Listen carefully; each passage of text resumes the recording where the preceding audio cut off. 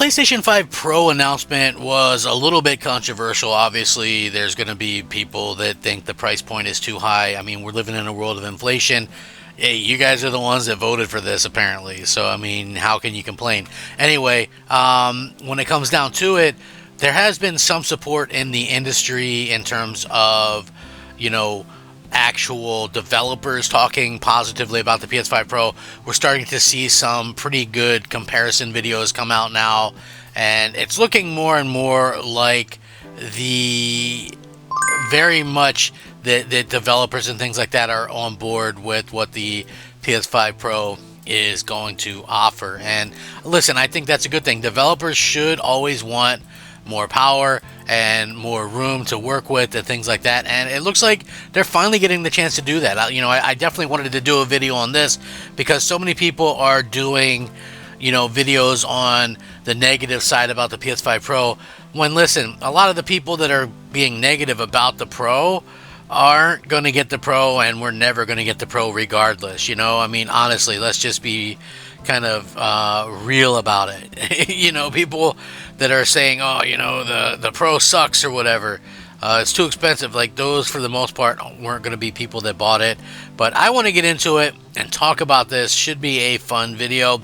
What's up, everybody? Crap Gamer here with Crap Gamer Reviews, back with yet another video. Thank you guys for checking it out. Please like the video, share it out, and possibly even consider subscribing, as that helps out the channel tremendously. And it means a lot to me personally. You guys go ahead and can do that. That would be pretty awesome. Now, again, I do daily content. I try to be informative. I try to be fun and entertaining as well. So hopefully that comes through in the videos to you.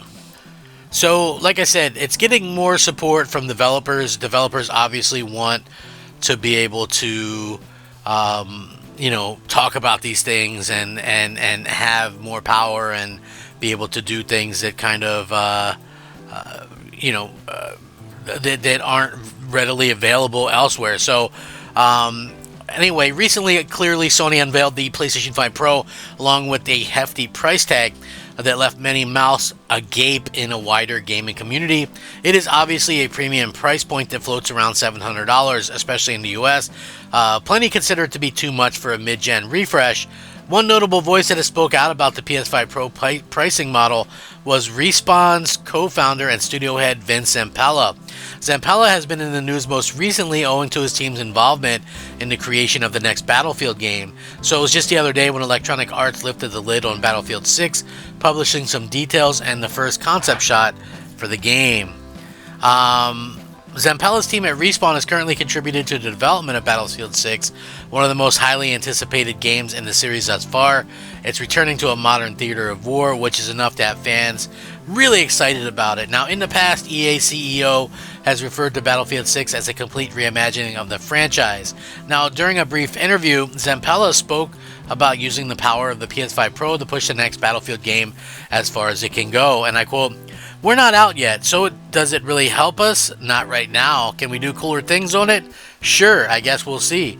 As we see what the adoption is, we'll see how much it really affects us. We have to make a game that runs on everything." Now, speaking on the PS5 price point, he kind of talked about it and sort of defended it as well.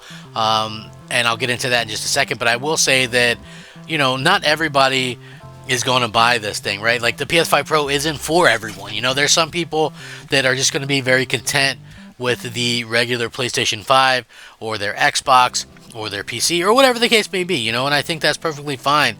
I think the real problem starts when we have people kind of pocket watching each other, like we live in a world, like, why pocket watch when we can, just let people enjoy what they want, and I feel like that's something that obviously people kind of forget nowadays, is that we live in a world where people should be able to, do what they want, support what they want, and not get a bunch of hate for it. So, keep that in mind. It doesn't cost anything to be a cool person. Just be a cool person going forward. But this is what he had to say about the price. He says, if you go back, some of the older consoles were just as expensive and probably adjusted for inflation, they were probably more. So it at first seemed a little shocking, but it's kind of like it's actually not that bad. And if you get a $700 PC, you're not getting the same performance that you're getting out of the PS5 Pro. It is a balance. Is it expensive for people? Absolutely. Not everyone will be able to afford it. Would it be better if it was cheaper? Sure. I want more people to have it, but it does make sense in reality.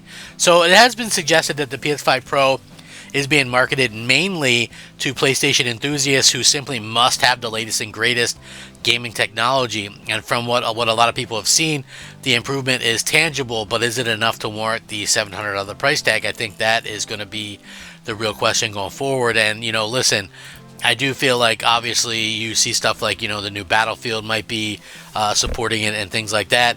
That's going to be very interesting to see how these things kind of come about and how, gamers react to, these things, like that's what I want to kind of see. I want to see, does it make sense for them to buy into it? Is it going to be, that big of a difference? I think that's really the question that a lot of us have on our minds.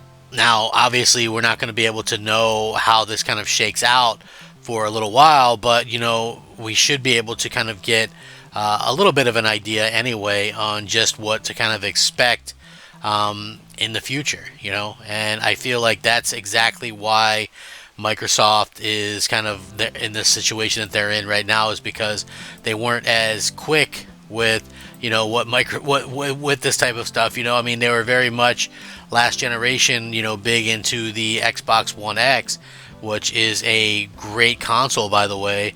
Probably a console that people people probably underappreciated or whatever a little bit now, but I do feel like the future of console gaming is going to be probably around the $500-600 price point at launch. And like I said earlier, we we live in a world where there's the inflation, and people actually voted for this stuff. It's like you see people complaining about this stuff and then they don't do anything. So, we'll see. For me personally, I like the PS5 Pro. It's something that I'll be getting, and it's something that, gamers everywhere will be, kind of picking and choosing what the future is going to be or whatever, so I think that the performance kind of is special. I think, we're in 2024. I honestly do not see a situation where the next PlayStation comes out before 2028 holiday. So yeah, I think you're safe to pick it up and have 4 years to enjoy it or whatever. I think that's perfectly fine, and that's what they should do. Microsoft, on the other hand, a lot of people spread the rumors, it's going to do this or it's going to do that, and we're going to be able to, they're going to get it out early, blah, blah, blah. I'm not necessarily saying I agree with that. I don't think that that's going to be the thing. I think that they're going to both release around the same time, probably in 2028, and I just feel like by that time Xbox will have already kind of shot themselves in the foot so much that it won't really matter. I hope that that's not the case, and that's truly my hope. I would love to see them just go balls to the wall, all out, and be able to have this console that blows everybody away with with great exclusives and things like that, and people to be excited by the future of the platform. So that's what I want to see anyway. I know you guys might disagree. I'm not sure. Everybody's different, and I think that's what makes gaming such a a weird thing. We all have our own kind of things that we prefer. Some people are kind of shocked. Like I have no problem spending $700 on console, no problem buying a mid-gen refresh, because it's not about the money. It's just about what you enjoy, and it's like the hobby that I enjoy, and I honestly do not care about PC at all. So when you see that, and people kind of get a little bit shocked when you tell them that, but it's just the God's honest truth. I honestly just couldn't care less about the PC side of things. I just really want my console. I want the ease of use. I want all that kind of good stuff. And again, we'll see what happens. I still think that it's cool that developers are definitely all in on the Pro. And of course, why shouldn't they be? Honestly, why shouldn't they be at this point? So let me know what you guys think down below in the comments. Thank you so much for watching. This could be bad news for Xbox. Developers start, really going all out on the Pro. Could leave Xbox in a bad spot. So let me know what you guys think. Rack 'em up, fact 'em up, crap gamer 'em up, crap gamer out.